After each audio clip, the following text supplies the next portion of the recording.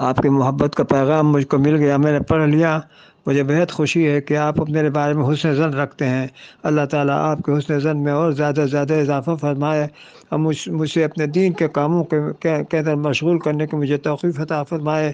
اس کی دعا فرمائیے کہ میں دین کے کاموں کے لیے مشغول ہوں، اور ہر طرح کی دنیا کے جھگڑوں سے اور دنیا کے برے حالات سے مجھے اللہ تعالیٰ محفوظ رکھے، اور سب کی جو کچھ میرے ذمے ہے، جو ذمہ داریاں ہیں، ان ذمہ داریوں کو میں صحیح طریقے سے انجام دیتا رہوں، تاکہ اللہ تبارک و تعالیٰ کے یہاں جا کر کے مجھے جواب دینے کی ضرورت نہ پیش آئے، اور مجھے نادم نہ ہونا پڑے۔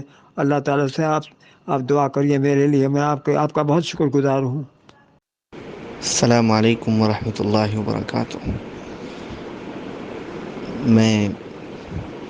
میں کیا عرض کروں حضرت والا کی، حضرت محتمین صاحب کی آواز سننا ہی میرے لیے بہت بڑی سعادت کی بات ہے، اور حضرت کا جو مقام ہے اور اس پر یہ عاجزی، یہ انکساری، اپنے اس حقیر اور شاگردوں کے شاگرد کے لیے ایسا محبت بھرا پیغام،